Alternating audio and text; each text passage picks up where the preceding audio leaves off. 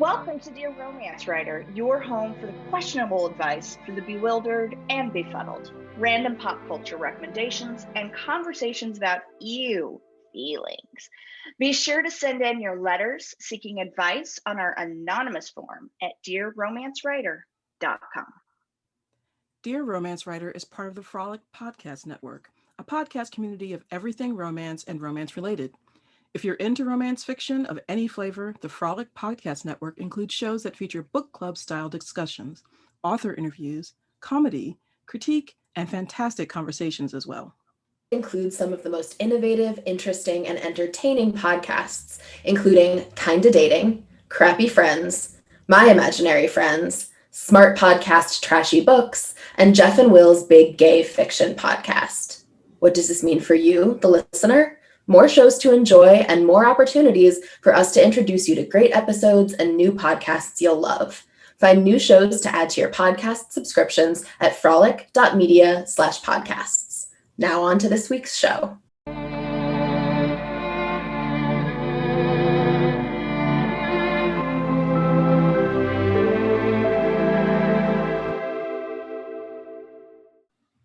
Hello, everyone, and welcome to a very special episode of Dear Romance Writer. We are so happy to have a very special guest joining us today, best-selling romance author Sarah MacLean, and who is also of Fated Mates podcast, romance podcast.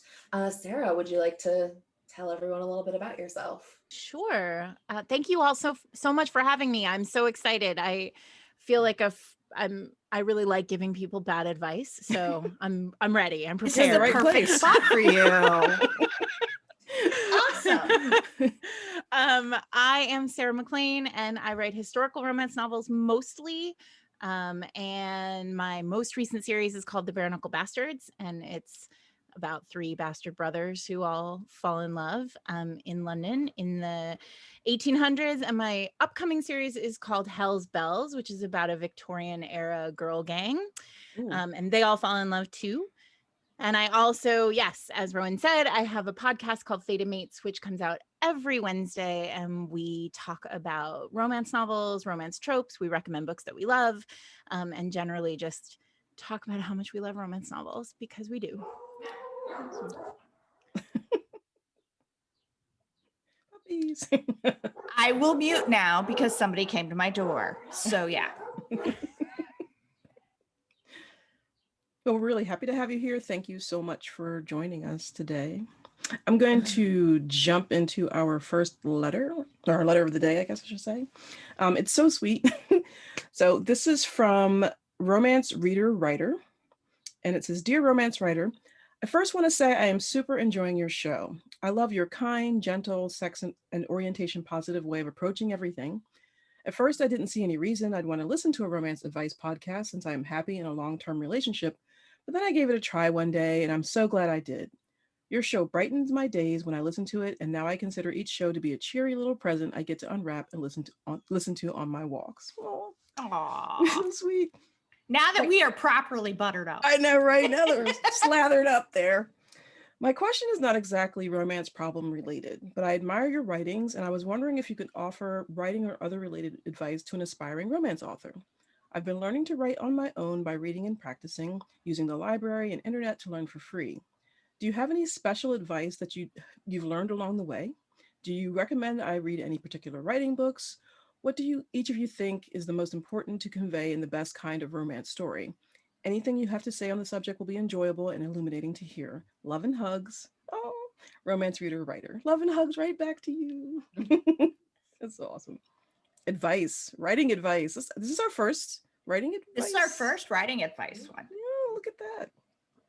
All right, Sarah, since you're our guest, we're going to put you on the spot first. Yes. Hot seat.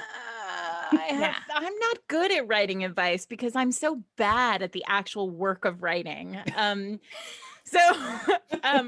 read your books. That's a fat I was gonna lie. say, No, I mean, the books turn out okay, but the actual process is not great, and you shouldn't do it my way. So, but I would. So, first of all, I think my biggest piece of advice is that when that you're a writer. There's nothing special that makes you a writer. If you sit in the chair and you write the words, you're a writer, and you can think of yourself that way. And I'm giving you permission to talk about it that way. And I do think that the one kind of thing that I would always say to people who are just starting out is to protect the writing time. I started writing, just like I'm sure many, I imagine most of us did, as a sort of side project while I was doing a real job, quote.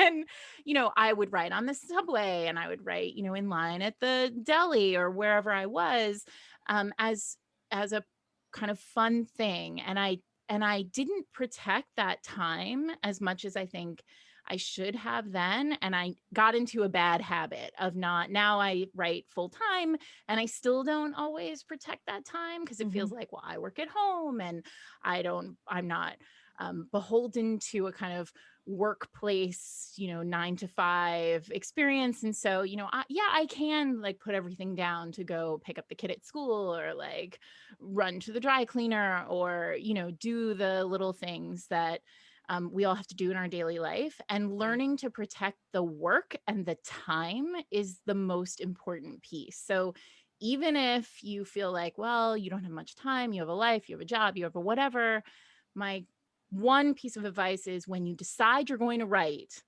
protect that time. Say, I'm going to write for an hour, and maybe it's an hour a week. I don't write every day. You don't have to write every day. But when you say, I'm going to write for an hour, write for the hour, close the door, tell everybody in your life that you're busy, turn off your phone, and, really honor the fact that you are writing. I guess that's my biggest piece of advice. I also have some books, but, maybe we'll do that after. I don't know. Do you want me to do books now or later? That's up to you. No, go for it. Yeah, part of the answer. Hello. If the question is about craft books, I really like. I have two things. One is, hang on. This is all live. So anyway, I have something that is like I need to like reach for it. The first thing is, I just recently read Gail Carriger's The Heroine's Journey, which I think is a really fascinating craft book. It's sort read of that the one yet. I haven't read that. answer to the Conrad's Hero's Journey, which is about like man on an island goes off into, the wilderness, and like journeys by himself, and like finds himself through solitude. The Heroine's Journey is the flip of that, and the argument that Gail Carriger is making. And obviously it's not gendered. The concept is heroes versus heroines, but it works for anyone.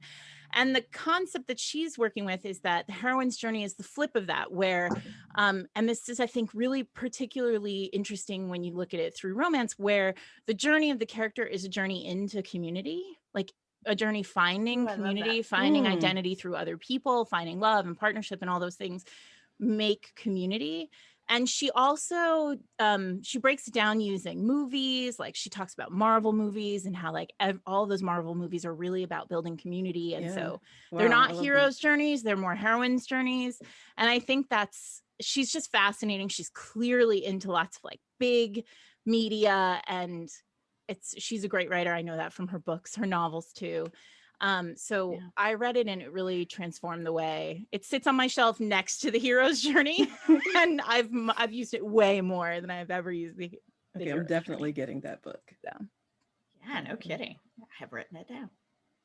And then while you guys talk, I will roll my chair to get the other thing. There you go. There you go. We like that.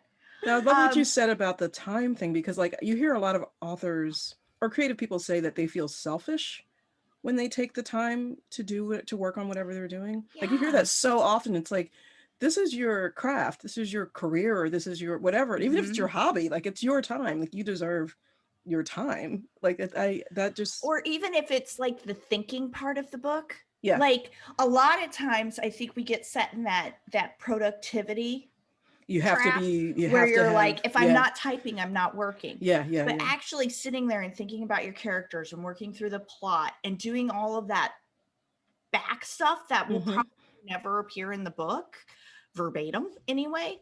all of that is work that you need to do, all of that head work. Mhm. And I think sometimes that's hard for, especially if you're on deadline or you're a deadline writer, saying, I still have to take the time to do this part, because if I don't take the time to do this part, it's all messed up. Mhm. What do you mean? If that Yeah. makes sense. Yeah. I really agree with that. And I think a lot of I'm not much, or I've never been much for like filling out character worksheets and things like that. I know they work great for a lot of people. It's just never been something that worked well for me. But I think what's super useful about them is it formalizes the thinking process in a way that, especially if you're trying to write something for the first time or trying to write something new, it can be really hard to sit your ass down and be like, I'm about to think for an hour. Right. Yeah. I mean, it sounds like heaven to me. You're like, boy, I'm just gonna think for an hour. I mean, that sounds so wasteful, but it's not. No, It's I mean, to not. me, it sounds great. I like nothing better than to sort of like sit on a porch and stare vacantly into the distance and think about stuff. But I think for people who don't have that natural tendency, it is like a really great way to like force yourself to go through the same process of thinking, but have it be a little bit more guided, a little bit more broken out into different prompts, so that you feel like you're interacting with a resource rather than like having to think of it all in your head. And one thing that I would really recommend is not just using the kinds of character sheets that are like, or plot sheets or whatever the resources that are sort of like, what happens, what does this person like, but asking yourself all the sort of maybe like weird sounding questions that are really about psychology, or we think they sound weird because humans are weird, but they're really all about like, how would this person respond to this thing based on who they are or what their childhood was. And I really feel like I know I'm ready to start writing when little bits of character's voice starts trickling into my head. I've heard a lot of other people say this, and I don't think that's some magic like, but how will I know when the voice starts, like, how does the voice start trickling into your head? I think for me, it's that You like, take a shower. That's how the voice happens. Right. When you're in the shower, when you're making dinner, whatever. Well, but I think that I think that for me, it's like the voice starts trickling into my head when I actually have thought enough about a character's psychology that it's easy for me to think like them in a situation. And that's what makes those little bits of dialogue or like prose fall into my head.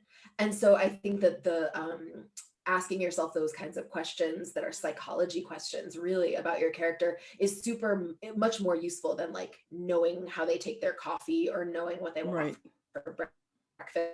Not that those things aren't great sometimes too, but I don't think those things are as what would they do if they were sitting in a library all by themselves and the lights all went out.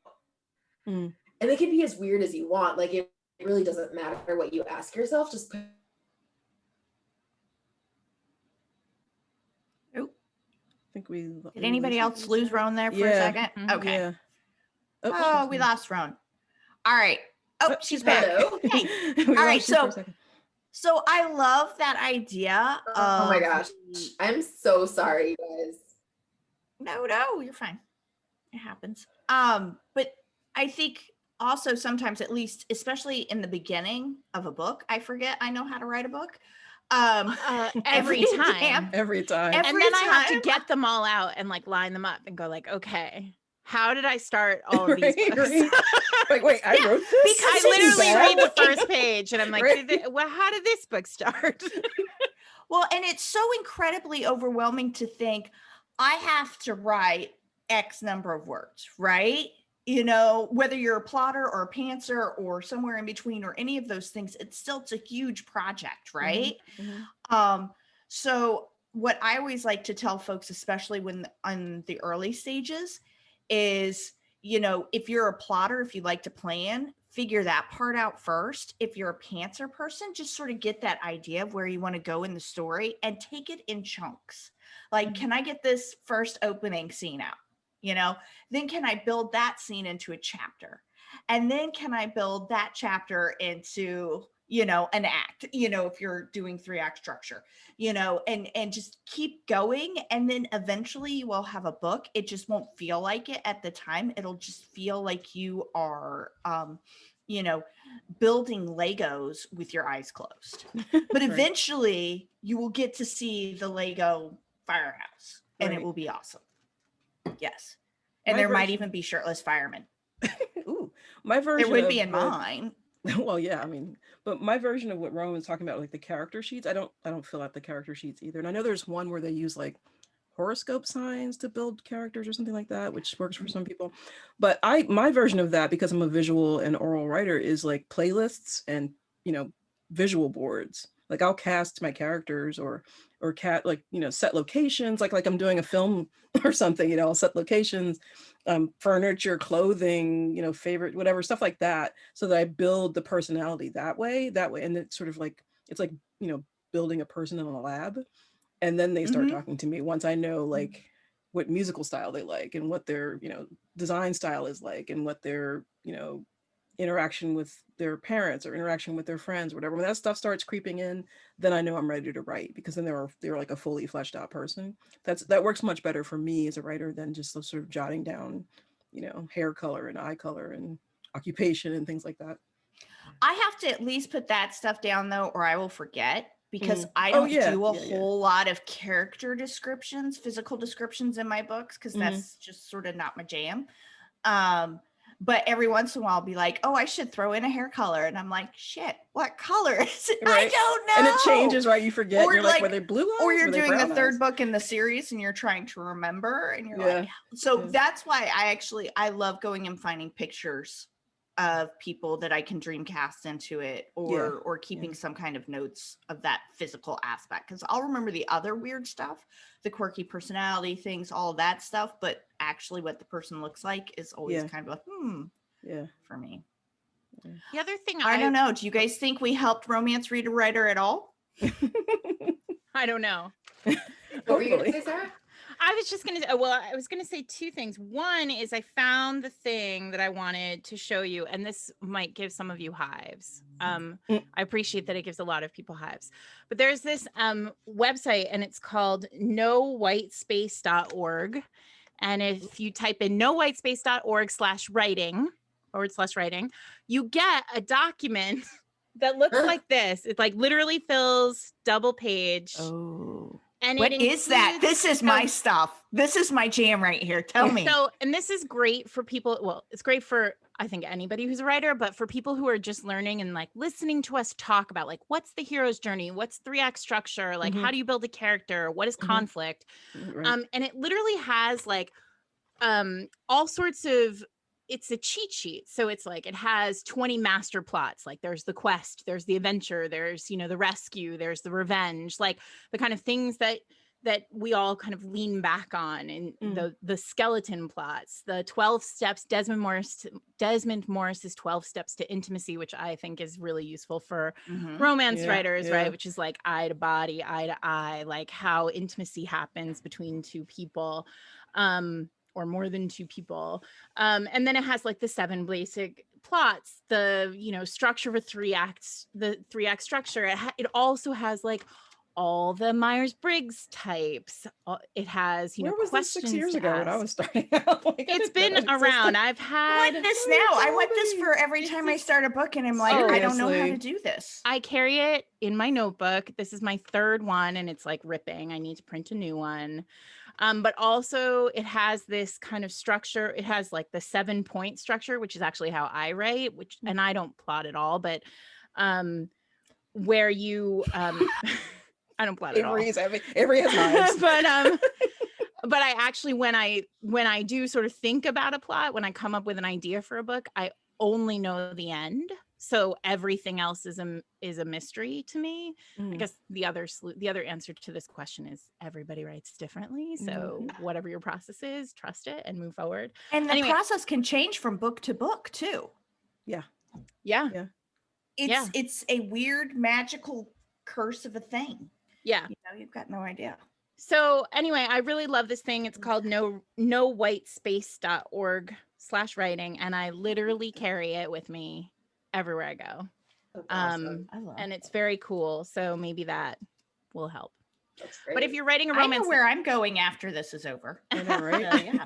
but I appreciate that. Like, if you are not, I am a very sort of chaotic brain, so it works really well for me, this piece of paper. But if you are not a chaotic brain, this might give you some problems. I'm You know not, what? like, Jumping I off love having spots are my always good. I love having my space extremely organized, but I also am a chaotic brain inside the organized space. Mhm. And one of the things that I really enjoy doing is trying to work on a new skill each book. So each book I try to get better at one thing, and I try to find people who do it really well and like gorge myself on how they do it. Mm-hmm. So I not that that's not what you need, that you need to learn all the things before you write one book, but I think just like to know that even people who've written, I don't know, 15 books I think I've written, I still am like trying to learn a new skill each time. So like on one book maybe it was dialogue, on another book it was middle voice, where I was like, how do you write that bit that's like not summary, not deep in the scene, but like Mhm. sort of saying what happened in the 2 weeks in between. You know, little things like that. Sometimes they're so small that I don't think anyone would be able to tell, but I do think it's like a way to level up each book is to attack one skill. And so that's all to say that if you're writing your first book, really maybe even just pick one thing that you really want to work on, like character, Mhm. plot, dialogue, whatever it is, and then pay attention to that thing when you're reading books before you get started. And if you go in feeling like fairly confident about one thing, the rest you can sort of massage around it, I think. Mm-hmm.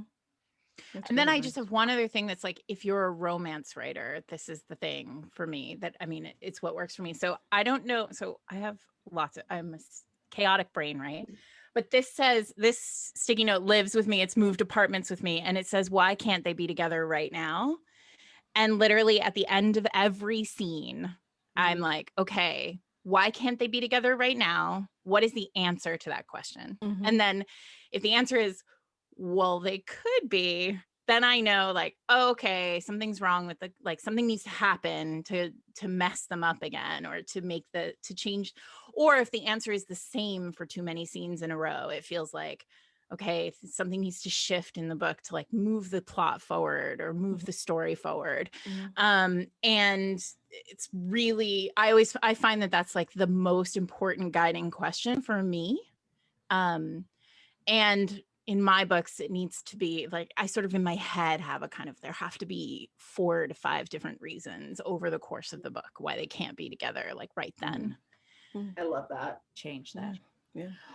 Well, real quick before we move on, I definitely want to put a plug in for my favorite Is like that plotting book. You know what this is? I know what it is. Yes. Romancing the Beat by Gwen Hayes. Yeah. If you are a plotter or you are a pantser who's a little bit newer and you kind of want to, I mean, as readers, we learn by osmosis all of this stuff. So everything you basically know already. It's just figuring out how to sort of sort it into the right areas at the right time, you know, and whether you're a plotter or whether you're a pantser or you're in between, we all have to do that. And I think Romancing the Beat really helps, at least it really helped me figure out, I guess, language for what to call the different beats that I knew as a lifelong romance writer were there.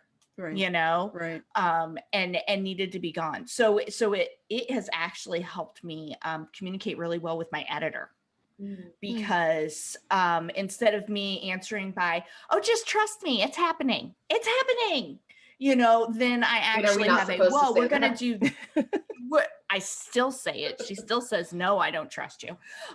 She's like, I know about your books. But being able to sort of like turn those and be able to say, okay, we're going to hit this turn here, or at least making me think about the things that are coming up. So, yeah.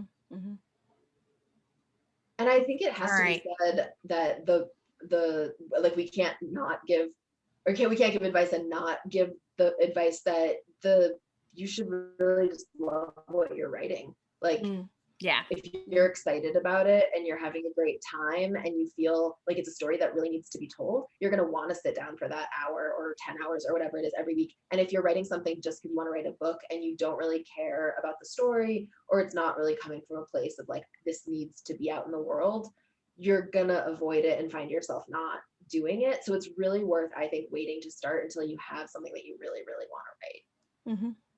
Especially because there are going to be days when you're like, I really don't want to do this, even Yeah. if you Right. love what Yeah. you're doing. There, you're Right. going to be in the middle. It's always the middle, Yeah. and you're going to be like, what is even happening? What have Why I am I done? doing this? What was I thinking? Yeah. Yeah. I could be watching television, Or or like poor life choices. I could be take a folding walk. laundry. Yeah. When exactly. the laundry sounds more exciting, when you want to do laundry more than you want to write your book, you are in the middle. Yeah. That's basically the truth. Congratulations, you're a writer. You're a writer. Yeah, exactly.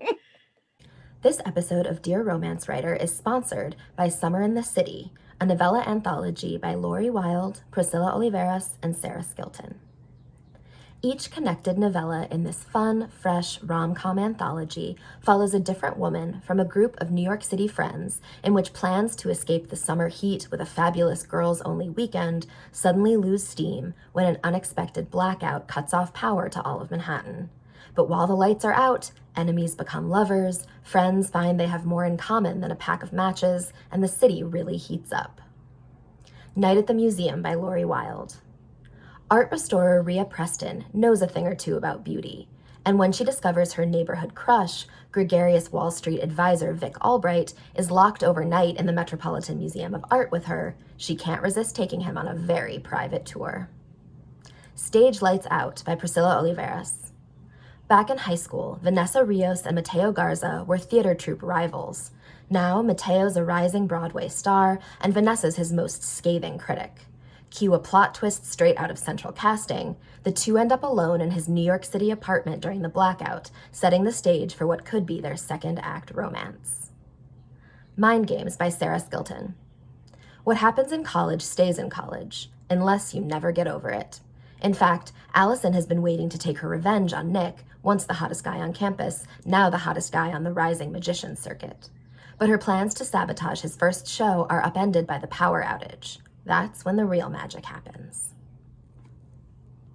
All right, so I'm going to move us along now. Thank you so much, romance reader writer, for writing in. We're glad you're listening, and we hope we helped at least a little bit. Please feel free to write back and let us know, so we can celebrate with you as you go on this journey of writing.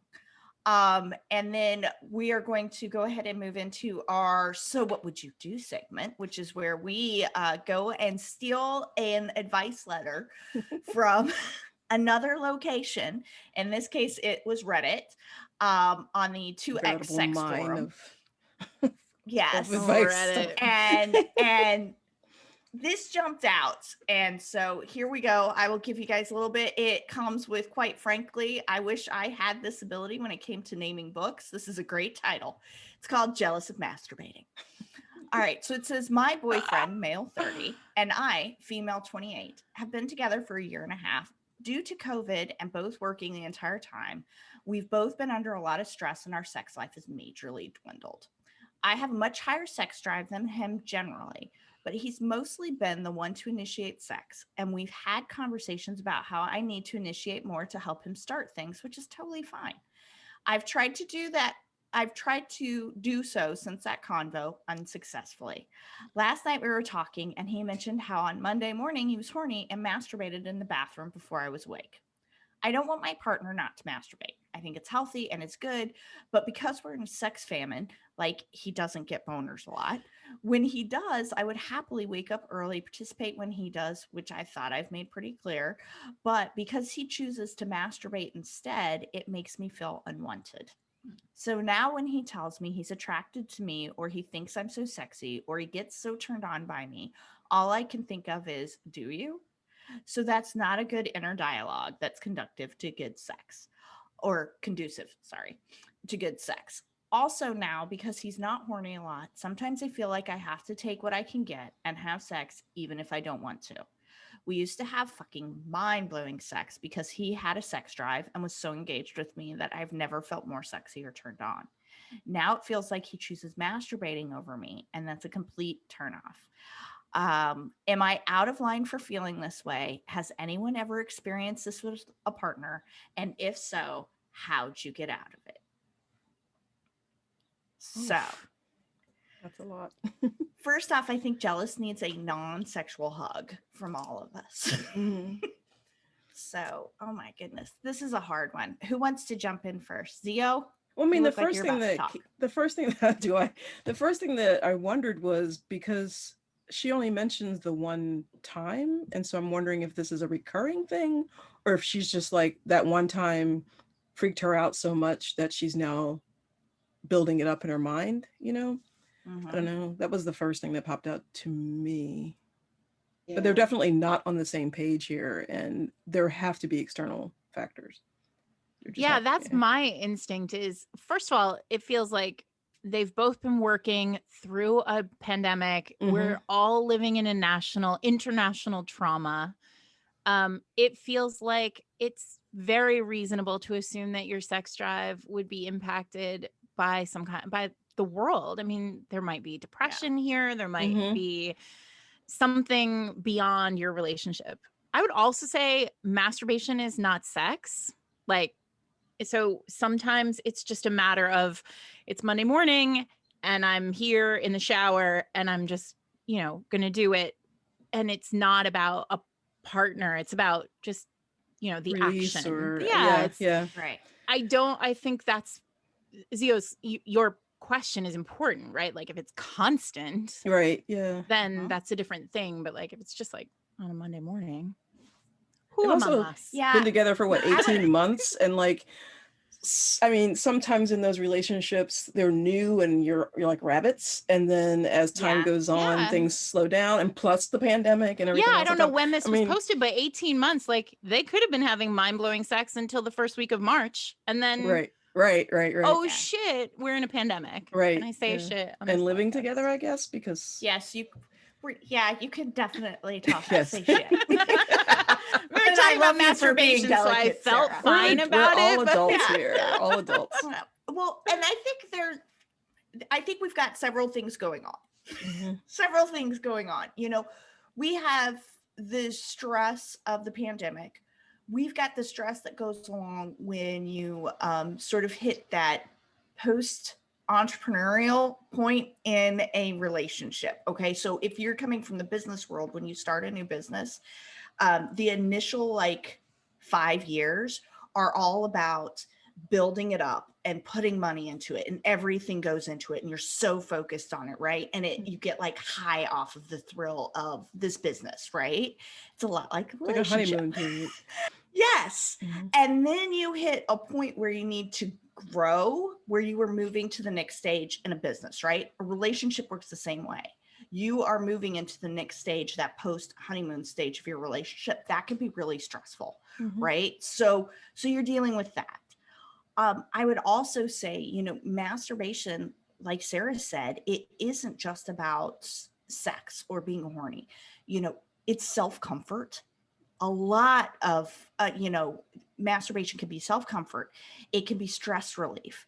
It can be, I woke up with this, especially as a dude, I woke up with a hard on and now I just want to take care of it. It can be, late at night, my partner's already asleep and I just want 5 minutes because then I know I'll get a good night's sleep. And I just don't want that. Masturbation also can be, especially if this has been a pressure point within the relationship, it can be seen as less pressurized, than full-blown sex, right? So I think those are things to kind of keep in mind. It's easy to make it, and I think very human, to make it a rejection, to feel as if it's a rejection of you. And that's not necessarily the case. And a couple of episodes ago, we talked about, the need for non-sexual touch within a relationship. And I think this can be a good opportunity for that as well, to sort of bring in that non-sexual touch so that you guys get used to sort of touching without it having to lead to sex. And then that takes some of the pressure off. And then that can help to create an environment that's more conducive to sex. Yeah. Yep. It does also feel like, oh, sorry, go sorry. ahead, Roan. Go ahead. No, go ahead.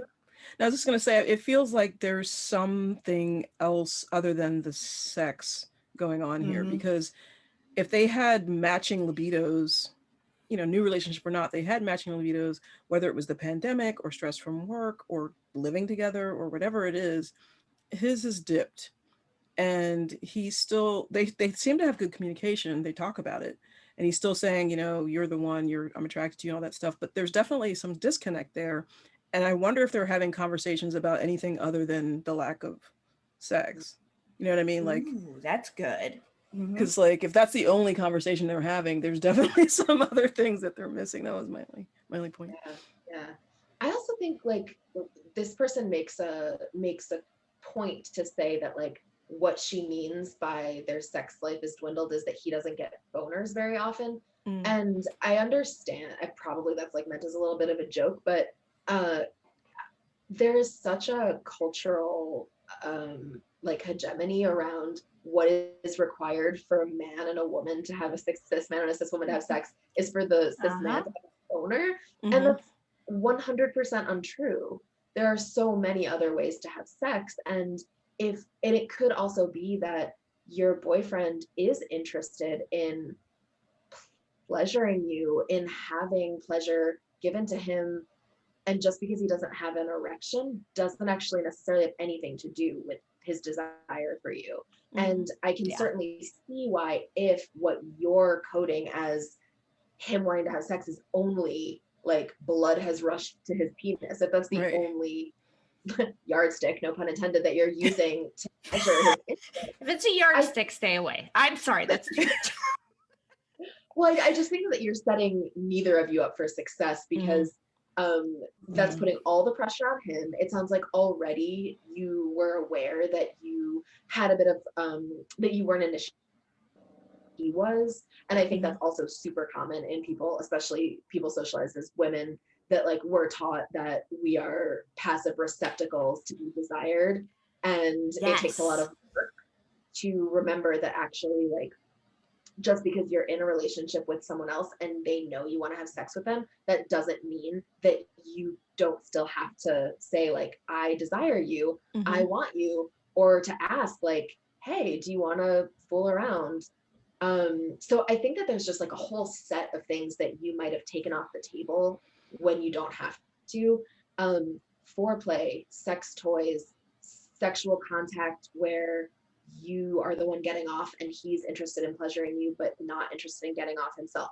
Sex where neither of you are getting off but you're both pleasuring one another. Sex where he fucks you with a strap on. Sex where he fucks you with a dildo. Sex where you fuck him with a strap on or a dildo. Sex where you jerk each other off. Sex where like you have options. Yeah. So Lots of options.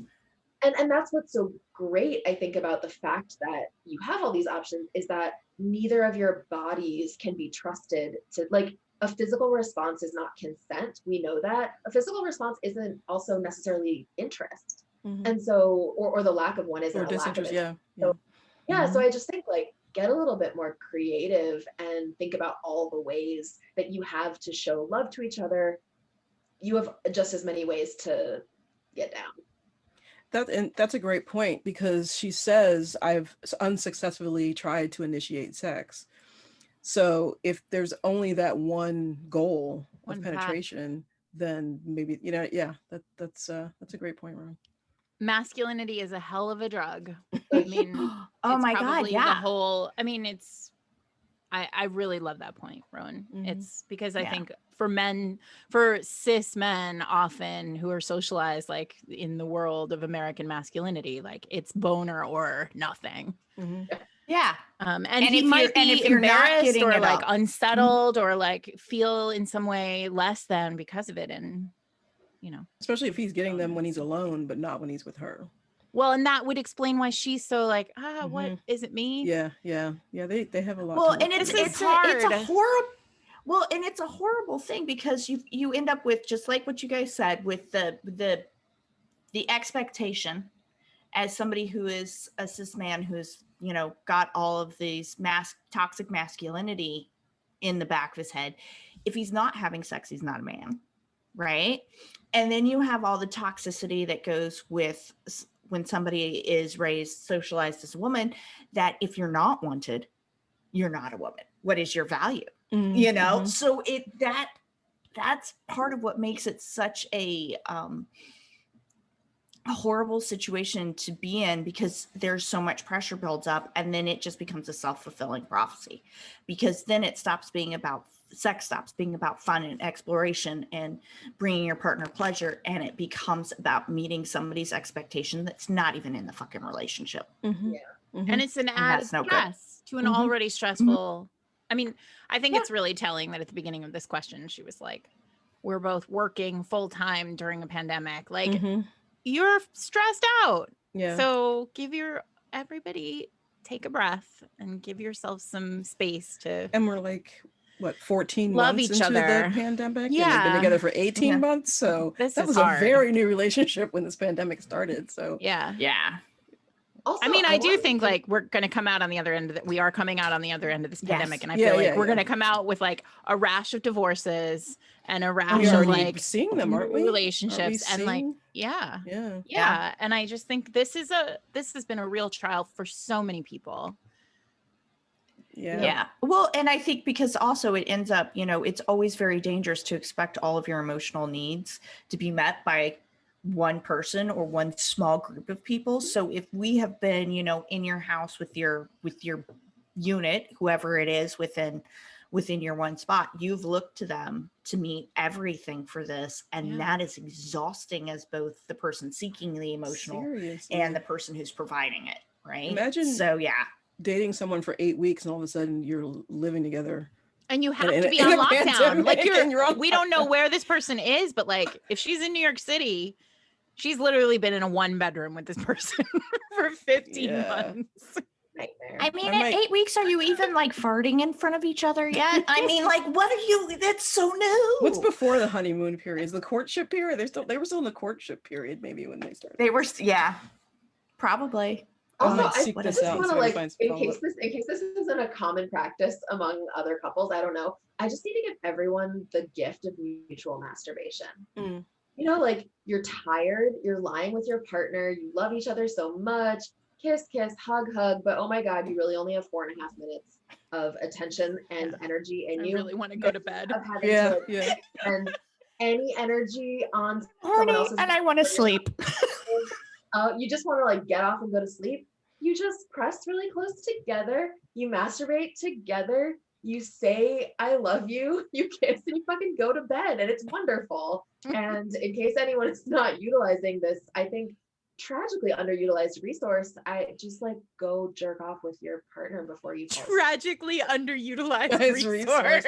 I don't think that's in the toxic masculinity playbook, which is the problem, right? Because it's all about performance. You know what? It's performance. Zio, I know I'm probably too late, but I definitely think the Spotify playlist title should be changed to tragically underutilized resource. I can easily do that. I don't remember what I called it. That is awesome. I love it. Sarah, thank you so much for coming to talking about writing and jerking off with us. We really appreciate it. Two of my favorite topics. You were in the right spot. Time. Thank you so much for having me. Well, where can we find? Let our folks know where they can find you and Fated Mates and all the good stuff. Yeah. On Wednesdays, you can find me at Fated Mates, which is our weekly podcast about romance novels. And all the other time, you can find me at Sarah McLean everywhere, except Facebook. I'm not on Facebook as really anything. I have a book club on Facebook, but I am so jealous of that. It's too much. Right? You can only have so many things. I really, really, right now, my favorite thing is Instagram, because I love everybody's faces. So for the last 18 months, I've been able to look at people's faces on Instagram. But I'm also on Twitter. And this was really, really fun. Thanks for having me. Thank you so much for being here.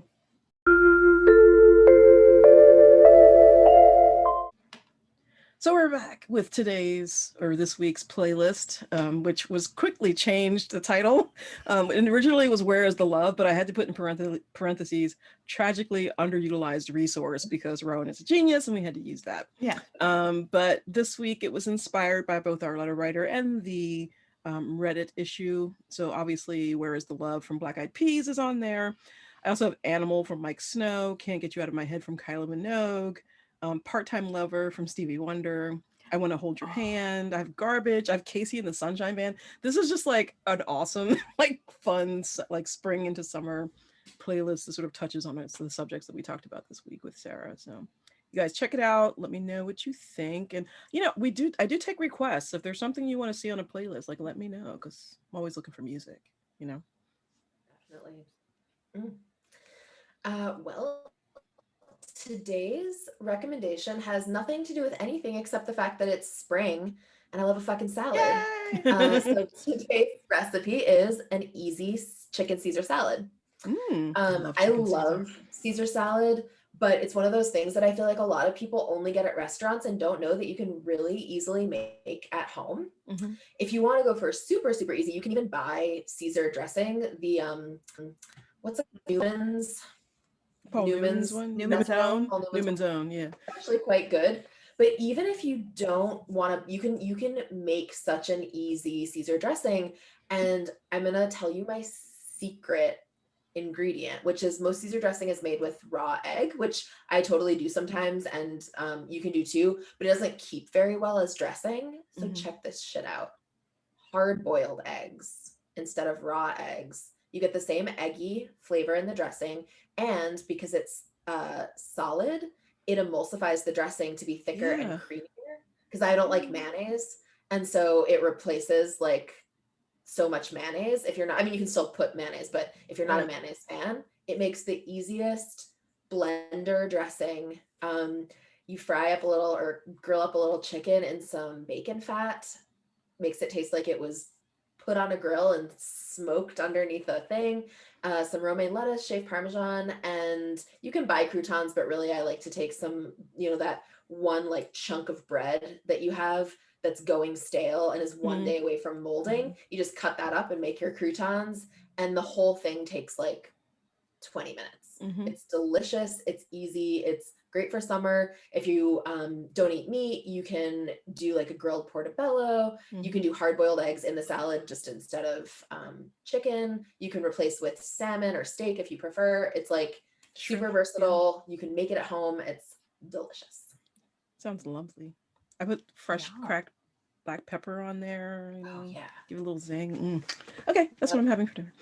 Yeah, I know. I'm like, per usual, starving at the end of our recipe section. So that brings us to recommendations. And y'all, I am obsessed with, and very, very late to the party, with the Lady Sherlock series from Sherry Thomas. So the first book is called A Study in Scarlet Women. I got so into it. I do not listen to fiction audiobooks, hardly ever, right? I got so into this that I was like, I can keep reading it if I buy the audiobook too. So on my drive to, to my exercise boot camp. So, and then I accidentally bought it like on app. I have basically like 16 copies of this book now because I'm an idiot. But I'm not returning any of them because I am so excited. This book is expensive. I'm going to tell you, number one, it's like $12 for the digital. I understand that is more than I want to spend on a digital, but it is worth it. It is so good. Absolutely adored it. If you do not have to be like up to your eyebrows in Sherlock lore to be able to enjoy it. At the same point in time, if you have the basics of Sherlock knowledge, you're going to enjoy the little twists that she does. It's absolutely phenomenal. I finished A Study in Scarlet Women and immediately went and got the next one, which is like a conspiracy in Belgravia, I want to say. I'm horrible on titles. And I just automatically bought it digital and audiobook because I knew I would swap between the two. Like, it was literally so bad that I was like, I'm going to be folding clothes for 10 minutes. I can listen to it on audio. I mean, it was that kind That's of book. awesome. So I am completely obsessed with it. Highly, highly, highly recommend it. Nice. I'm so glad to hear it. That's actually been on my list for a while, and I haven't started the series yet, so I'm excited. It is joyful. Cool. Adding that to my TBR. Mhm. I just read The Endgame from Riley Hart. And I've loved Riley's writing for a long time, but I feel like there's something about this book. I don't know what it is. Like, people who wrote during the pandemic, you know, bless them. I don't know how they did it, but like, some of the best books from some of my favorite writers came out from this period. I'm just blown away. But it's so good that I got the audio as well, because it's read by Iggy Toma. Iggy Toma is one of my favorite narrators. I think I discovered him through one of your books, Roan.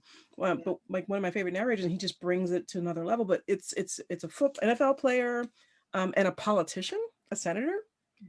It's a wonderful sort of like, it's a great meet cute, but it's a wonderful friends to lovers story. And the one character's journey is just so moving. It's just a really lovely book, and the writing is beautiful, and their love is just so palpable from the page, and then Iggy brings it to life in the audio. So I would say read it or listen to it if you can, but it's The Endgame from Riley Hart, and it just came out maybe a couple weeks ago, so it's still fairly new. So check it out. Nice. I will add that to my list too.